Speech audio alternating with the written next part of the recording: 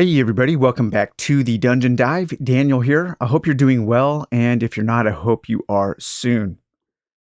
Okay, today in the Dungeon Dive, we are taking a look at Shadowscape. Now, while Shadowscape may come in a small box, it takes up a ton of table space. If you get this game, don't think that this is another small box game that can be played on a coffee table or on a TV tray. No, this game takes up a substantial amount of real estate on your table. And it's kind of this weird dichotomy with this game. I would say that Shadowscape is a game that is mechanically rich and thematically poor.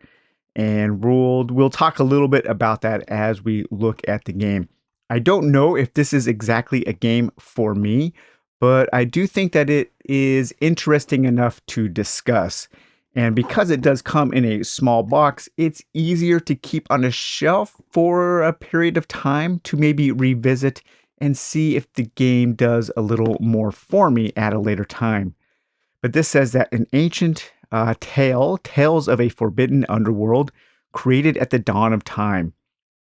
Some say that it is a plane completely overtaken by the mists. Others believe that it is still the domain of the Night Father, the god of night himself, and his testing ground for those he chose to become his champions. That little bit of flavor text right there is about the extent of the flavor text of the theme of the spice of the dungeon crawl spice that you are going to get in this game. It continues to say that Shadowscape is a fast-paced dungeon crawl game set in the world of Mistfall. Guide your hero through a randomly generated dungeon using your skills and a handful of powerful fate cards. Listen to the whispers of the Night Father. Complete his tasks, first to summon the mighty lord of the dungeon. Play competitively or form a party of heroes trying to survive the perils of the dungeon together in a fully cooperative game mode. So there's on the back of the box, there's a lot going for Shadowscape. And I think for the right kind of person, Shadowscape will be a really good game. I could see Rado really liking this game. And while I was playing it, I felt like Rado because there were so many decisions to be made. And the decisions are impactful. And you have to be pretty good at this game to do well. And I think this game is maybe a little bit out of my wheelhouse.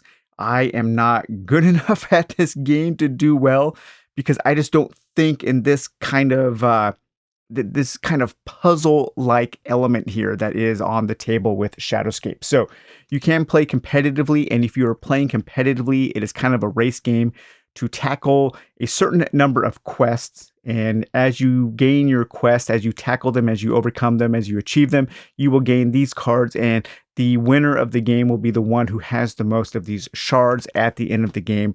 Or you can play a cooperative game where the only goal is to kill the lord of the dungeon before a certain timer runs out, before a deck of cards runs out. And if you do that together, then you win the game.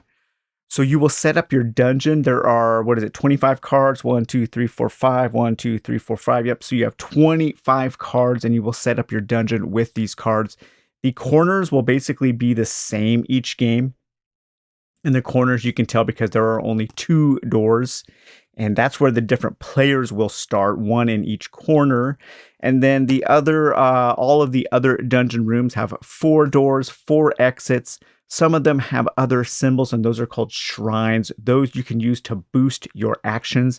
And then these symbols on the card dictate how the enemies move, how the monsters move. And that is something that I do like. I think that is a really cool mechanism in this game, how the monsters move randomly, because each one of the monsters will be represented by a token. And when their icon activates, so I think we have beasts. Let's see, we have beasts, brigands, and undead. So those are all the monsters in the dungeon. When they activate, they will move according to those symbols on the exits that match the symbols on their little token. I think that's really neat. It is somewhat similar to the patrol route system in Dungeon Crusade, and it makes for some exciting turns because you never really know what the enemies are going to do. You do have ways to reposition the enemies, to move the enemies on the board. And so when you do that, you do need to think about how they might possibly move on their next turn. One other thing that keeps the enemies from doing dumb things is if a symbol would move them back to their previous room, they just ignore that symbol and go on to the next one. So you won't have situations where the enemy just goes 1, 2, 3, 4. That would be a dumb AI for this enemy, and so they handle that in a pretty simple and elegant way. There are a lot of really good mechanisms in this game. As far as the players go, once you set up your dungeon here, you will then take a character. And this is again where this game is mechanically rich. Each of the characters will have a defense stat, they will have a hand of fate cards and a movement value, as well as a special power and a number of wounds that they can take. And they will have a cleric they will have a class and a symbol. And then you will assemble their hero deck using that symbol found on the cards. And each one of these is an action that the hero can take. However, these actions are double-sided. And as you use an action, you will flip it over to its next side. So you're kind of constantly cycling back and forth through actions as you are playing the game, trying to make sure that the right side is up and the other side is up to create kind of a combo on your turn. And you can take up to 2 actions on your turn. You can draw other fate cards. We'll talk about fate cards in a minute. You can use your actions to deal damage. You can use your actions to heal. You can use your actions to search. And each one of these corresponds to a certain symbol. So we have melee attacks, we have ranged attacks, magic attacks, healing, skills, defense, and so on. And when you do one of these actions, you can boost that action. You can make that action more powerful by using fate cards that are in your hand. And you will have a certain hand limit of these fate cards. And these fate cards, you can spend them to boost each one of those actions. You can get more movement, more defense, more melee attacks, more magic attacks, more searching, more healing, and so on. And so that is one of the ways that you can spend these fate cards. You can also spend these fate cards depending on what mode you are playing, whether that is cooperative or competitive, to do the special action on that card. So again, there are multiple use cards, which is another thing that I typically like on the Dungeon Dive when you get a lot of use out of one card. The other thing that the Fate deck will handle is how the enemies react, or which group of enemies will act at the end of each turn. And so when it is the enemy's turn, you will draw a fate card at random, and then the beasts will take their turn. Any beasts that are on the map will move and then attack. So it's a pretty cool system. And again, this fate card deck here, this is in the cooperative game. This is the timer. So as you are playing through the game, you're trying to get these fate cards in order to boost your abilities, in order to kill some of the stronger enemies on the board, or maybe try to find some of the more powerful treasures. But the more you use, the more you spend, the quicker the game goes. So there is this kind of give and take. And again, there is this kind of economy of this decision-making economy at the core of Shadowscape. So you will be traversing the dungeon using your actions to move from one dungeon room to the next. You will be using your actions to search for treasure. When you search for treasure, you have to get the target number. So you have to do a search action of 5 or more, or perhaps 3 or more, or 4 or more. When you get one of these treasure tokens, you can then exchange that treasure token for a piece of loot. And the whole game is kind of governed by some cards that are over here we'll take a look at. And those are the quest cards, and we also have some additional action cards. Okay, I can't quite get everything on the screen here, but we have our quest cards, and these are called whispers. And these are basically the things that we need to do to move through the dungeon to progress through the various quests. And each one of these, there will be 4 splayed out on the table when you start the game. And as you complete them, you will replace them from this deck. And you want to find this Eliminate the Lord of the Dungeon card in the cooperative mode. This will trigger the end game for a win for the heroes. In the competitive game, whoever kills the Lord of the Dungeon just gets 3 victory points, basically. And each one of these is somewhat different. So you will have, bring an undead trophy to the hero's shrine. So you need to kill an undead monster and bring that to a shrine on the table.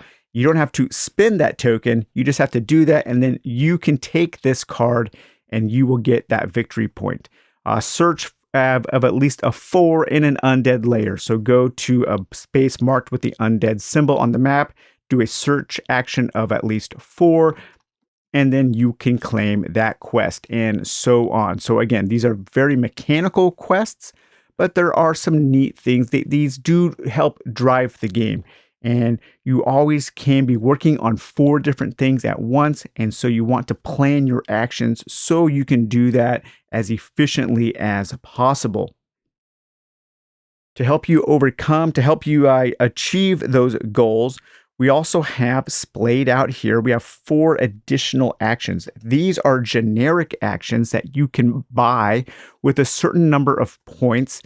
This needs 2 points worth of either monster trophies or treasure trophies in order to buy this card. These cards will also give you, in the competitive mode, they will give you additional victory points, and they will also give you additional actions that you can take on your hero's turn. There are always 4 out that you can buy, and when you buy one, you replace another one from this deck. Finally, to help the heroes out, there are 4 items splayed out on the table. To gain an item, you have to have a treasure token from the dungeon, and then you can trade that treasure token in for one of these treasures. We have clothing, armor, trinkets, and weapons. And again, these things will just help you boost your actions. They will help you take additional points of damage, or will allow you to do additional, more interesting types of actions on your turn. There are 4 out. Like the other splayed cards here, when somebody takes one of these, you replenish it with a card from the deck. Another interesting element in this game is how the damage works. So each one of your heroes can take a certain number of hit points worth of damage, and then your cards also have damage spots on them. As you take damage, you can assign that damage to your hero or to one of your action cards. If one of your action cards has any point of damage on it, you cannot use that action. So you do need to think about how you are applying damage, what you want to do on your next turn. As one of your actions, you can heal, which you can remove points of damage from your cards. So I think this is another really cool element. It is another place where there is a strong choice to be made in the game. You could sacrifice a point of damage on this card here because maybe you don't need that card on your next turn in order to keep these 3 cards active. And when you take an action, you will flip that card over to its other side. And so it is really important to think about what is on the flip side of each one of your actions, where you are going to lay your damage, how you are going to mitigate this kind of bad luck that can happen when you take damage. And then you have to think about if you're going to take some time to heal, and that will take up one of your actions. So again, there are these really interesting choices to be made during the game. So the game itself is relatively simple. You go 1 hero at a time, will take a turn. You will take 2 actions. You can spend any card to do your movement, and your movement value, when you spend a card to take that movement action, you can move up to the hero's movement, and you can move into any adjacent room. If you move into a room with an enemy, you have to stop, even if you have movement points left. However, if you have an additional action, you can take another action to move out. The enemies just kind of hinder your movement, but they don't completely stop your movement if you have additional actions to take. So right now in my Whispers splay here are the things that I can do in order to progress the game. I can bring a trinket. So we have trinkets. Trinkets are items that we can buy. Right now, there is a trinket out here. There's a couple, actually. I have this amulet of inspiration and an amulet of dawn. So I could go and search for a treasure, and then I could trade that treasure token for one of those amulets, one of those trinkets, and then I could take this trinket to a shrine. There are shrines on the cards. Those are the symbols printed in the lower left-hand corner, and those shrines will help boost. They will boost actions associated with that shrine, and they also act as places for your pickup and delivery quests. There are a lot of pickup and delivery quests in this game. If anything, Shadowscape is more of a Euro-style game than I would say it is a Ameritrash or thematic game. Here I can search of doing a search of value of 4 in a beast layer. So we have different beast layers in the game. I can go there and I can do a search action of 4. Or I can bring a weapon to the armor shrine, or I can draw cards with an empty hand at the foresight shrine. So those are the 4 quests that I can do right now. And the real goal of the game is balancing those quests, doing things efficiently, doing all of those quests until the Dungeon Lord comes out, all before this deck of cards runs out, and then you need to defeat the Dungeon Lord. So the enemies are pretty simple here. That we have their movement, which we have already looked at. They have the amount of damage they do to you and how much damage it takes to kill them. There are no dice in this game. You just apply damage. So if I was able to do a 2 damage attack, this guy needs a 4 or more. So I need to do 4 points of damage to kill this wild ice hound in order to kill it. The enemies don't take damage. You just have to do all of it or nothing. When the enemy attacks you, they will do 2 points of damage back to you, and then you can block a certain number of that damage. If any damage goes over your block value, then you apply that to your cards, either your hero card or your action cards. So as you can see, there are a lot of mechanically interesting things to do in this game, and you really need to think about how you're taking your actions. You need to think about plotting through this dungeon. However, there are also some randomized elements because you never know which enemy group is going to go next. Here we have 2 undeads in a row, and then a beast, and then a brigand. And so you could have a really carefully executed plan, but then those enemies can kind of muck things up. And I think that's cool. However, I think while the game is interesting on a mechanical level, it's not interesting at all on a thematic level. And there are kind of 3 ways to marry mechanisms and theme in a game. One is flavor text, the second is the art, and the 3 is kind of a backstory. And certain games will focus on one element or more. I think the really good games do all 3 really well. Unfortunately, Shadowscape really doesn't do any of them. And that's too bad. There's no flavor text on any of the cards. Not even a name of like the action that you are taking. If you guys remember in my video for Quests Over Coffee, I talked a little bit about how the naming of something is kind of like the base level of thematic flavor text. Give something a cool name to allow people to have some kind of emotional connection to what you are doing. But none of these fake cards have a name. They just have a mechanism. Move 1 enemy up to 2. Move 1 enemy up to 2. Give another player 1 of your trophies. Discard 1 fake card. Move 1 enemy to an adjacent empty room. You know, if these had names of the things that were associated with them, it would allow the players a better chance of connecting to what their character is doing on the table. The same thing goes for the quest cards, the whisper cards, and how they are not associated with their art at all. While the art is good, I think the art in general is really good in this game. It has some nice look to it. However, it just seems to be random images. For instance, in this card here, I thought this could be interesting. So search for at least 4 in a brigand layer. Okay, so thematically, I can imagine this as being my hero is moving into a brigand layer, and they need to search for something. And searching to me implies that it's some kind of a mental exercise or maybe something to do with agility or dexterity or subterfuge, being a rogue. And so I need to search in this room, and I imagine this as a brigand layer. There are other rogues, there are other brigands around doing their patrols, and I'm having to be sneaky.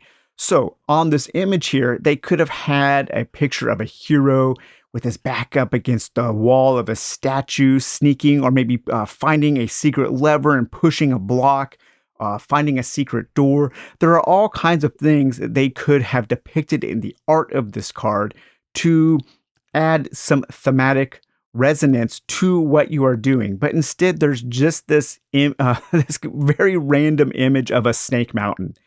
And those two things aren't connected in any way, and they do a really bad job of selling the theme of what you are trying to do. But a lot of the art is good. I think the images themselves are really good, but they don't have anything to do with what you are trying to do. Draw cards into an empty hand while preparing in a foresight shrine. And there's a picture of some kind of tower. Bring a weapon to the armor shrine. And there's another picture of a tower. Search for at least 4 in a beast layer. And you are outside in the desert. Where in this dungeon is this desert environment? So just all kinds of things like that. While the art is good, it has no thematic relevance to what you are doing. Same thing goes with all of the action cards. They don't have any flavor text. They don't have any kind of indication as to what you are doing except for what it says you are doing mechanically. And so again, that's another place where this game falls short. And there is really no backstory whatsoever. You don't really know anything about the characters except for a name and their stats. And in the book, you have one little paragraph of backstory, and that's about it. So the game kind of completely fails on its thematic connection to its mechanisms. So while, again, I think the best way to sum up this game is that it is mechanically rich because there are a lot of different decisions to make. Those decisions matter. You feel smart when you do something cool. You have to make really difficult choices and be efficient. However, if you're looking for something that connects all of those crucial decision points together in a thematic way and helps create an interesting story on the table, I think Shadowscape kind of falls flat. However, it is in a small box, so it doesn't take up a lot of space to store. You can put it away pretty quickly. It does take up a lot of table space, but it is still a small box game. And I think some people might enjoy it because of how strong it is mechanically. But for me, it falls completely flat in terms of theme. And for me, theme is king. And so that's why I don't know if Shadowscape is a game for me or not. So, all right, you guys. Well, I hope you enjoyed this quick look at Shadowscape. We will talk to you later. Bye-bye.